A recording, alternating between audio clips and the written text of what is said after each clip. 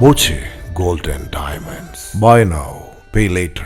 പട്ടാമ്പി നടുവട്ടത്തെ ക്ഷേത്ര ഗോപുരനടയിൽ ഉപേക്ഷിച്ച നിലയിൽ കണ്ടെത്തിയ നവജാത ശിശുവിന്റെ സംരക്ഷണത്തിനാവശ്യമായ നടപടി സ്വീകരിക്കാൻ ജില്ലാ ശിശുക്ഷേമ സമിതിയോട് കൊപ്പം പോലീസ് ആവശ്യപ്പെട്ടു.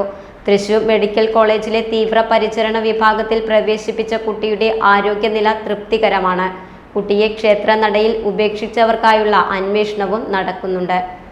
കഴിഞ്ഞ ദിവസം പുലർച്ചെ നടക്കാനിറങ്ങിയ പ്രദേശവാസിയാണ് പട്ടാമ്പി കൊപ്പം നടുവട്ടം രായിരനെല്ലൂർ ദുർഗാദേവി ക്ഷേത്രത്തിലെ കിഴക്കേ ഗോപുരനടയിൽ തുണിയിൽ പൊതിഞ്ഞു കിടത്തിയ നിലയിൽ ഒരു ദിവസം പ്രായമായ ആൺകുട്ടിയെ കണ്ടെത്തിയത്.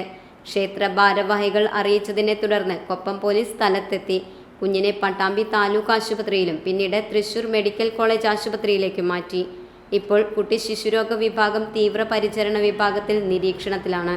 കുഞ്ഞിന്റെ ആരോഗ്യനില തൃപ്തികരമാണെന്ന് പോലീസ് പറഞ്ഞു.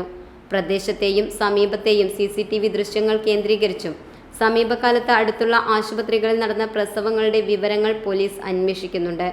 കുഞ്ഞിനെ ഉപേക്ഷിച്ച മാതാപിതാക്കൾക്കും ഉത്തരവാദികളായവർക്കുമെതിരെ കർശന നിയമ നടപടികൾ സ്വീകരിക്കുമെന്ന് പോലീസ് വ്യക്തമാക്കി.